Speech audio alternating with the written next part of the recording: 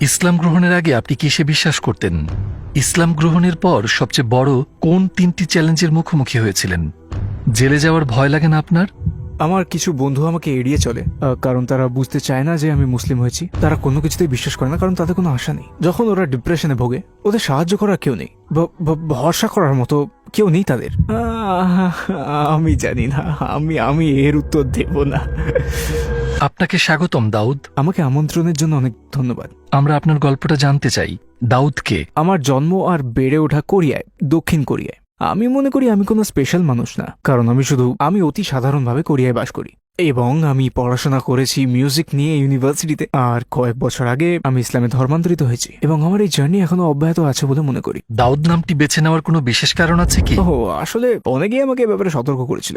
যখন আমি ইসলাম গ্রহণ করলাম, গ্রহণ করার সিদ্ধান্ত নিলাম, তখন আমি মানুষকে জিজ্ঞেস করেছি আমাকে আমার নাম পাল্টে আরবি কিংবা অন্য কিছু রাখতে হবে। তো লোকে বলল, না, তোমাকে তোমার নাম বদলাতে হবে না। আমি জন্মগতভাবে ক্যাথলিক। হ্যাঁ, ক্যাথলিক, কারণ আমার প্যারেন্টস আমাকে ক্যাথলিক নাম দিয়েছিলেন, যেটা ছিল ডেভিড। আমি শুধু উচ্চারণটা বদলে দিয়েছি, ডেভিড থেকে দাউদ।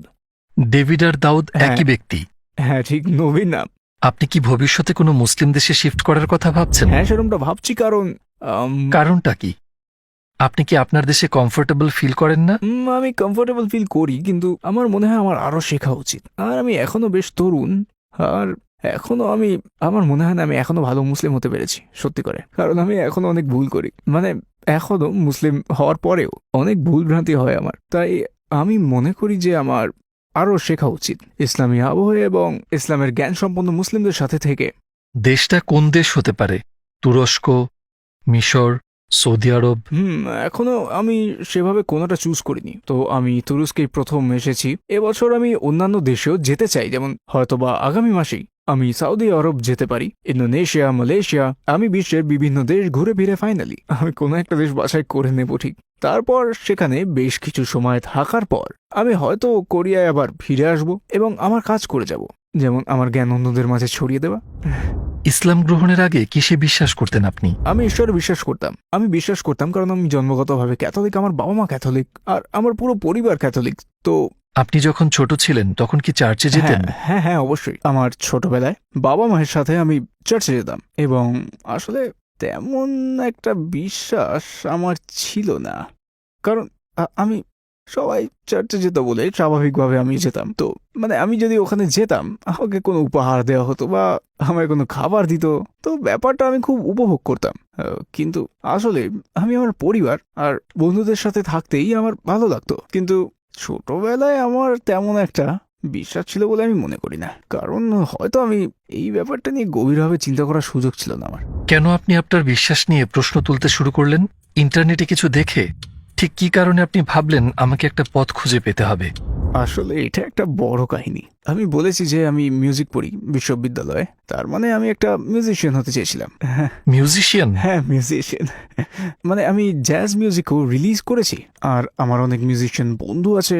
তো আমার সুযোগ আছে অন্য কোনো দেশে গিয়ে আমার ছোট একটা কনসার্ট করার। ইন্দোনেশিয়া যাওয়ার সুযোগ হয়েছিল, তো আমি সেখানে গেলাম। কি বাজান আপনি? Battery, guitar? আমি পিয়ানো বাজাই, একটু একটু গিটার, আর আমি গান গাই। তো ইন্দোনেশিয়ার জাকার্তায় আমার কনসার্ট ছিল। ব্যাপারটা ছিল আসলে মজার, কারণ আমি ইসলাম সম্পর্কে কিচ্ছু জানতাম না, কারণ কোরিয়ায় ইসলাম সম্পর্কে কোনো কিছু নেই। এ সম্পর্কে জানাটা খুবই কঠিন। মোহাম্মদ কিংবা ইসলাম সম্পর্কে আপনি কি বিন্দুমাত্র শুনেননি? না না না না, কিন্তু আমি শুধুমাত্র জানতাম, কি করে বলি, কিভাবে এটা বোঝাই জানি না। আমি শুধু জানতাম টেররিস্টের ব্যাপারে, কারণ কোরিয়ায় আমি যখন ছোট ছিলাম তখনই ৯/১১-র ঘটনা ঘটে, এবং কোরিয়ায় এটা ছিল খুবই বড় খবর, সত্যি বড় খবর। তো আমিও বেশ শক ছিলাম। তো মানুষজন তখন কথা বলছিল ইসলাম ইসলাম ইত্যাদি ইত্যাদি। তো আমি ভাবতাম যে ইসলাম বোধহয় ভয়ঙ্কর কিছু একটা। আমি যখন ছোট ছিলাম তখন। কিন্তু আমি যখন ইন্দোনেশিয়ায় গেলাম, আমি দেখলাম অনেক মেয়ে স্কার্ফ পরে, অনেক ছেলেরা দাড়ি রাখে আর নামাজ পড়ে। আর এগুলো দেখে আমি আসলে কৌতূহলী হলাম। কেন কেন এরা এরকম। তো আমি ওদের জিজ্ঞেস করলাম যে এই ব্যাপারটা কি, এবং ওরা আমাকে জানালো এটা ইসলামের নিয়ম কানুন এবং এটা ওদের বিশ্বাস। এবং সত্যি বলতে তারা ছিল খুবই সহমর্মী, আর তারা আমাকে আসলেই অনেক খাতির আর যত্ন করেছিল। ওদের মনোভাবটা কিভাবে সাহায্য করতে পারি, আপনাকে সাহায্য করতে চাই, আপনার উপকারে আসতে চাই, আপনাকে এটা দিতে চাই, আপনাকে ওটা উপহার দিতে চাই। তো যখন আমি ছোট ছিলাম আমি ভাবতাম ইসলাম বোধহয় একটা বিপজ্জনক জিনিস, কিন্তু আমি যখন ইন্দোনেশিয়া গেলাম লক্ষ্য করলাম মানুষ কত আলাদা, একেবারেই আলাদা। ওরা এত সদয়, এত শান্ত, মুখে সবসময় হাসি, সবসময় মানুষকে সাহায্য করতে চায়। তো আমি যেমনটা জানতাম তার চেয়ে এটা আলাদা, সম্পূর্ণভাবে আলাদা। তাই শুরুতেই আমি এই ধর্মে একটু আগ্রহী হয়ে উঠলাম, আর ওখানে কাটানোর সময় আমার খুব ভালো লেগেছিল। আর যখন কোরিয়ায় ফেরত এলাম আসলে তখন আমার অবস্থাটা বেশ ভালো ছিল না, মানে আর্থিকভাবে আমি ভালো ছিলাম না, পারিবারিকভাবেও ভালো ছিলাম না। তো আমাকে কাজ খুঁজতে হচ্ছিল, আর কারণ মিউজিশিয়ানরা খুব একটা আয় করে না, কারণ কাজটা তেমন স্টেবল না। তাই পরিবারের জন্য আমাকে কাজ করতে হয়েছিল। ব্যাপারটা খুবই চাপের ছিল, খুবই চাপের। কারণ আমি চাইতাম কোনো ক্রিয়েটিভ কাজ, মানে এমন একটা কাজ যেখানে আমি ক্রিয়েটিভ কিছু করব। কাজটা হতে পারে মিউজিক বানানোর কিংবা ভিডিওর, আর জানি না, কিছু একটা বানাতে চেয়েছিলাম। কিন্তু যখন আমার কাজ নিয়ে ওই কোম্পানিটি সন্তুষ্ট ছিল না, তো আমি ইউটিউব শুরু করলাম। হ্যাঁ, ইউটিউব। কিন্তু আমার ইউটিউব চ্যানেলটা মিউজিক দিয়ে শুরু হয়। আমি আপলোড করেছিলাম আমার কভার মিউজিক ভিডিওগুলো, মানে এই ধরনেরই কাজ। আর তারপর আমার হঠাৎ মনে হচ্ছিল, আচ্ছা ইন্দোনেশিয়ার আমার ওই অনুভূতিগুলোর কথা কিভাবে বলা যায় জানি না, হঠাৎ করে এরকম চিন্তা আমার মনে গেল।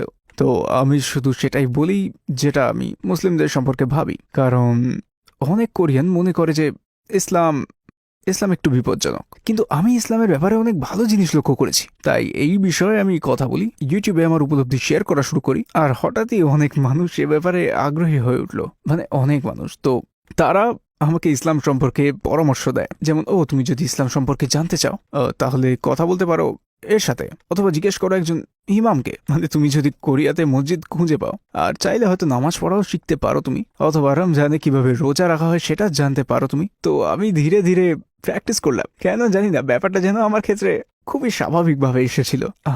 আমি শুধু মসজিদে গেলাম, মসজিদে গিয়ে নামাজ পড়লাম এবং রমজান মাসে রোজা রাখি, এবং এই প্রক্রিয়ায় আমার বিশ্বাসটা একটু একটু একটু করে ডেভেলপ করেছে। কারণ যখনই আমি অন্য মুসলিমদের সাথে নামাজ পড়ি আমার ভেতরটা একটা চমৎকার অনুভূতি আসে, মানে আমার মনে হয় আমাকে কেউ যেন সাহায্য করছে, কেউ যেন আমাকে দেখছে, আর সে এমন কেউ যিনি আমাকে আশা জাগাতে চান। কারণ আমার অবস্থাটা আসলে খুব। সে সময় কি আপনি মুসলিম ছিলেন, ইসলাম প্র্যাকটিস করছিলেন? আমি মুসলিম ছিলাম না, আমি ক্যাথলিক ছিলাম, কিন্তু বিশ্বাস তেমন ছিল না।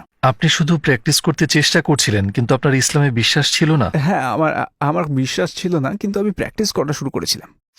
এক ধরনের মেডিটেশন কিংবা এরকম কিছু? হ্যাঁ, মানে ব্যাপারটা হচ্ছে তখন আমি ভেবেছিলাম আমি যোগ দিতে পারি, কেন না, মানে আমি অন্য সংস্কৃতি বা অন্য ধর্ম সম্পর্কে জানতে চাই।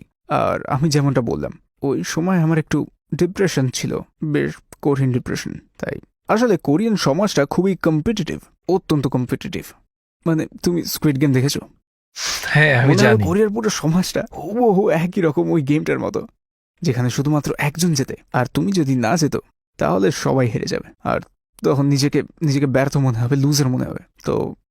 তো আমিও ভাবতাম কেন আমার জীবনটা এরকম, কেন আমি সফল নই। কিন্তু যখন আমি ইসলাম প্র্যাকটিস করা শুরু করলাম সেই সময়টায় আমার অনুভূতি বদলে গেল।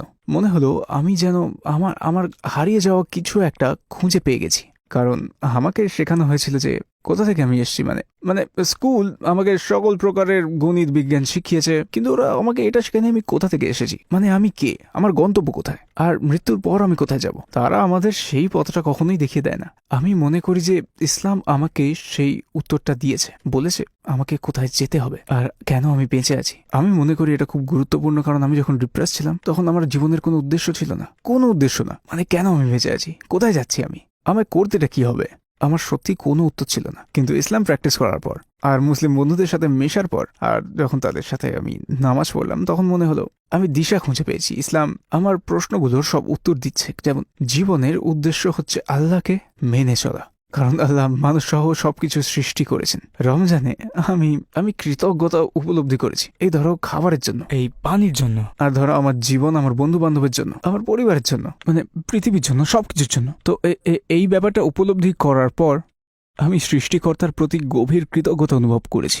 তো প্রথম যেবার রমজান মাসে রোজা রেখেছিলাম সেটা প্রায় 3 বছর আগে। তখন আপনি মুসলিম ছিলেন না? তখন মুসলিম ছিলাম না, কিন্তু আমার বিশ্বাস ছিল আমি আল্লাহতে বিশ্বাস করেছিলাম, কারণ এই পৃথিবীতে আমাকে কেবল আল্লাহই পারেন সঠিক জ্ঞান এবং সঠিক পথ প্রদর্শন করতে।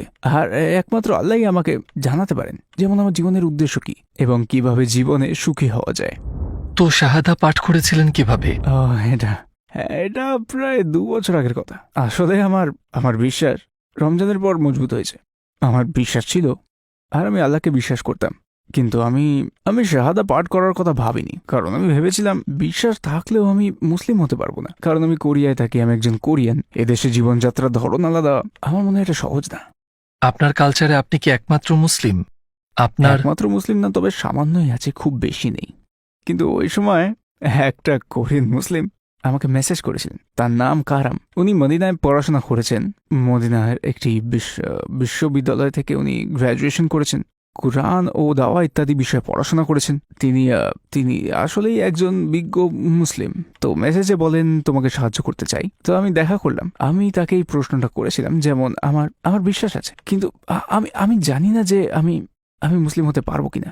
আর উনি আমাকে বললেন তুমি কি এটার ব্যাপারে বুঝতে পারছো?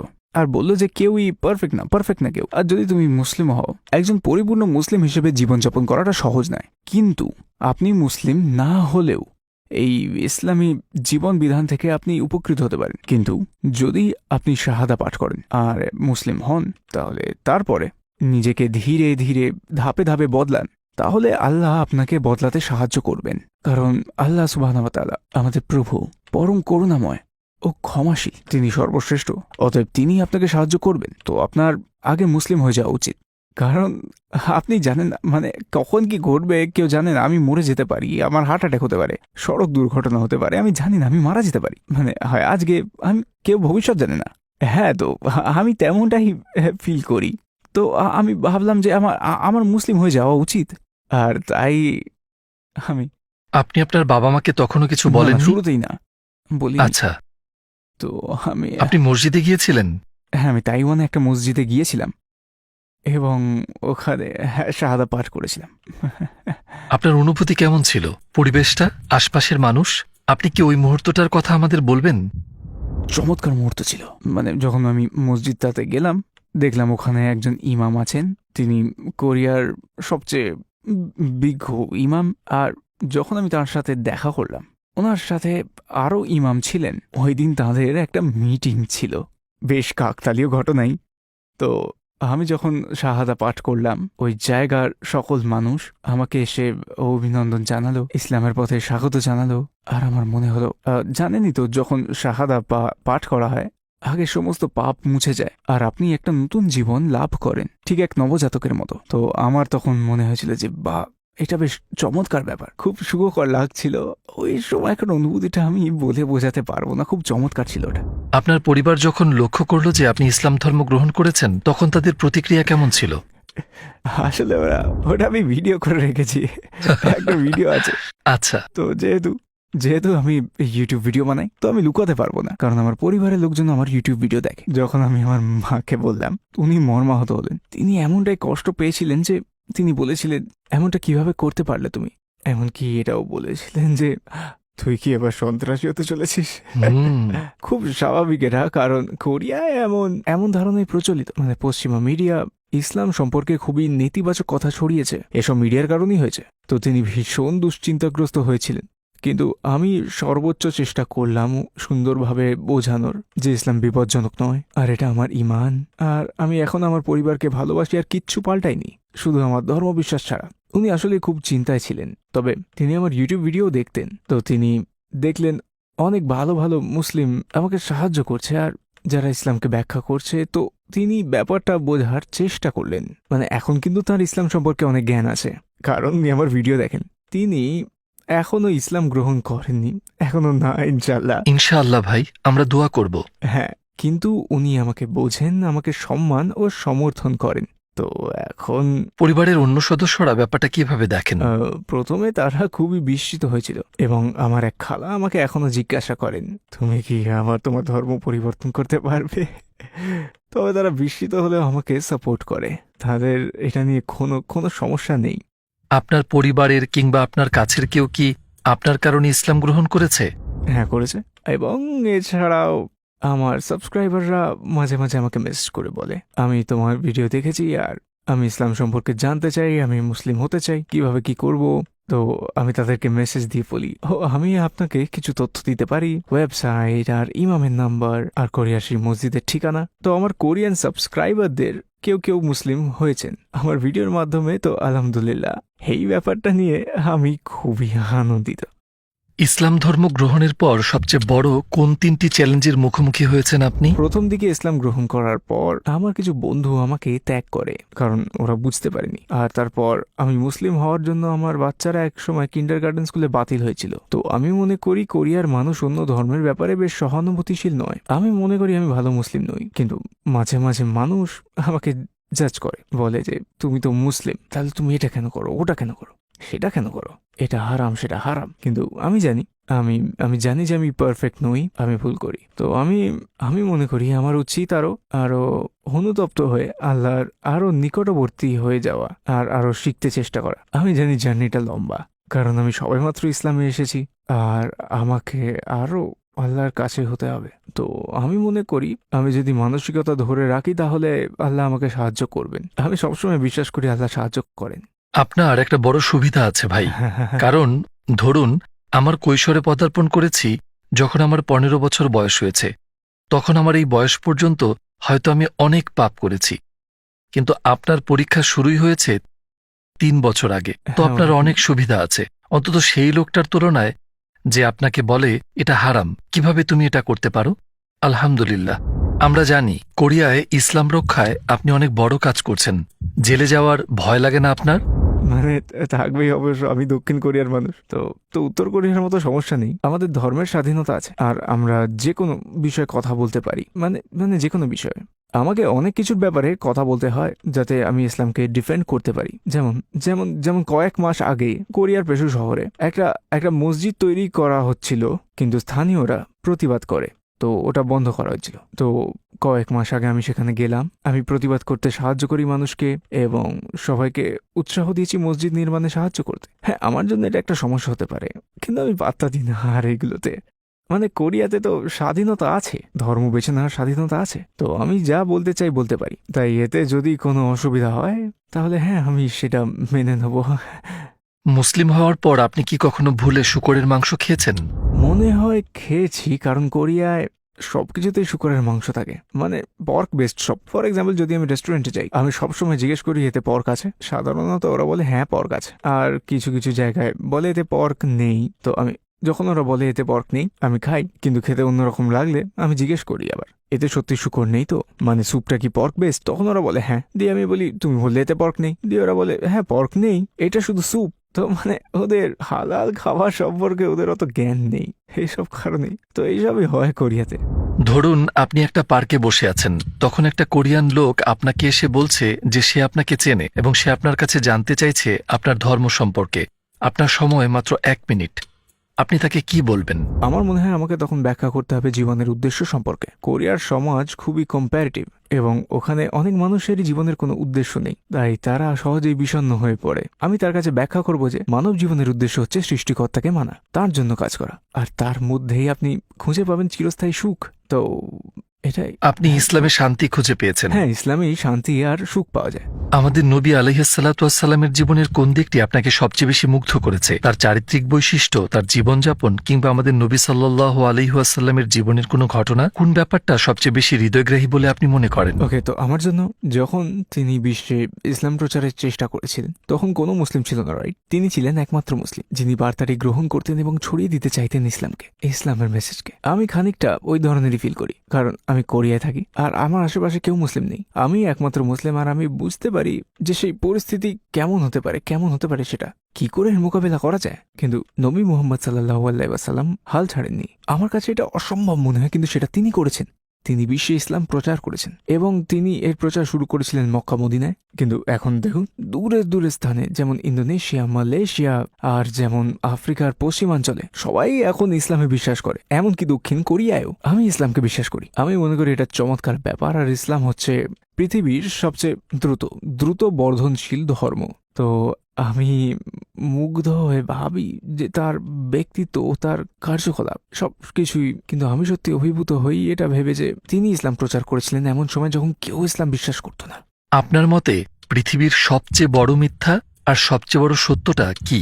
আমি মনে করি সবচেয়ে বড় মিথ্যে হচ্ছে তুমি পারবে না, তুমি এটা পারবে না, তুমি সেটা পারবে না। এই কথাটা সম্পূর্ণ মিথ্যে। কারণ কোরিয়ায়, আমি আপনাকে বলেছি, কোরিয়া খুবই প্রতিদ্বন্দ্বিতামূলক সোসাইটি। তো আপনি যদি কিছুতে সফল না হন তো অনেক মানুষই আপনাকে বলবে তুমি করতে পারবে না। কিন্তু এমনও নয় যে আমি সবকিছু পারবো, আমি যা চাইবো সেটাই করতে পারবো। আর এটা নির্ভর করে বিশ্বাসের উপর। যদি আমি সৃষ্টিকর্তায় বিশ্বাস করি, আর আমি যদি তার সাহায্যে বিশ্বাস করি, আর যদি আমি তার পরিকল্পনায় বিশ্বাস করি, আমি পারবো। আমি চেষ্টা করতে পারি কারণ আমার দৃঢ় আত্মবিশ্বাস আছে। আপনি যদি লক্ষ্যে পৌঁছাতেও পারেন, হ্যাঁ মানে হয়তো পারবেন, কিন্তু আপনার যদি ভালো অনুপ্রেরণা থাকে, ভালো বিশ্বাস থাকে, তাহলে আপনি সবকিছু করতে পারবেন। যদি লক্ষ্যে পৌঁছেও যান তাও। তো এটাই হচ্ছে কথা, এটাই আমি ভাবি। আর সবচেয়ে বড় সত্যি হচ্ছে তুমি এটি পারবে। হ্যাঁ হ্যাঁ হ্যাঁ, কি এটাই আমি বলতে চাইছিলাম, তুমি করতে পারবে। আমি আল্লাহর রহমতে বিশ্বাস করি, তার সাহায্যে, তার পরিকল্পনায়। তো আমি আমি পারবো। আপনার জীবনের সবচেয়ে বড় স্বপ্ন কি? আমি একজন ভালো মানুষ হতে চাই, ভালো মুসলমান হতে চাই মৃত্যুর আগে। আমার মনে হয় এটা সহজ না। জীবনের লক্ষ্য হচ্ছে আল্লাহকে মানা এবং আমাদের গন্তব্য হচ্ছে জান্নাত। আমি আরো শিখতে চাই, আরো প্র্যাকটিস করতে চাই, আর আর আমি কোরিয়ানদের জন্য কিছু করতে চাই। হ্যাঁ, কোরিয়ানদের জন্য। কোরিয়ার সংস্কৃতিতে রয়েছে প্রচুর রাগ, বিস্মিত আর ডিপ্রেশন, এবং আমি মনে করি এর সবচেয়ে বড় কারণগুলোর একটা হচ্ছে তাদের বিশ্বাসের অভাব। তাদের কোনো বিশ্বাস নেই, কারণ যখন তারা ডিপ্রেশনে ভোগে, কেউ সাহায্য করার নেই, কেউই নেই, কেউ নেই যার উপর তুমি নির্ভর করতে পারো। আত্মহত্যার হার সেখানে তুঙ্গে। আত্মহত্যার হার সবচেয়ে বেশি কোরিয়ায়। ফর এক্সাম্পল, আমি মুসলিম, যদি ভালো কিছু ঘটে আমি স্বীকার করি এটা আল্লাহর কারণে, তাই আমি কৃতজ্ঞ হই। আর যদি খারাপ কিছু ঘটে তাহলে আমি বলতে পারি এটা আল্লাহর পরিকল্পনা, একটা পরীক্ষা, এটা উতরে যাব আমি। কেউ যদি আল্লাহতে বিশ্বাস না করে, কেউ যদি নাস্তিক হয়, তো ভালো কিছু ঘটলে সে ভাববে ও আমি সফল হয়েছি আমার নিজের যোগ্যতায়, তো ওই মানুষটা অহংকারী হয়ে উঠতে পারে। আর যদি খারাপ সময় আসে তাহলে সে ভাববে ও কেন এটা আমার সাথে হয়। এভাবে তারা নিজেকে দোষ দেয়, আর এভাবেই বিষণ্ণ হয়ে পড়ে। আর বিষণ্ণতা বেড়ে গেলে তারা এই আত্মহত্যা করে ফেলে। আমি সত্যি সত্যি এটা মনে করি যে কোরিয়ান সমাজে বিশ্বাসের বড্ড প্রয়োজন। মনে করুন আপনি একটা স্কুইড গেমের প্রতিযোগী এবং মৃত্যুর হাত থেকে বাঁচতে আপনাকে কাউকে ধোঁকা দিতে হবে অথবা মিথ্যা বলতে হবে। আপনি কি করবেন? আমি মরতে চাই না, আমি মিথ্যা বলতে চাই না। আমি জানি না। আপনি চাইলে এই প্রশ্নটার উত্তর নাও দিতে পারেন। আহ, আমি জানি না, আমি বলবো না, আমি এর উত্তর দেব না। ঠিক আছে, আমাদের সাথে থাকার জন্য আপনাকে ধন্যবাদ। আলহামদুলিল্লাহ। অভিজ্ঞতাটা আনন্দময় ছিল। আমায় আমন্ত্রণ করার জন্য ধন্যবাদ। আলহামদুলিল্লাহ।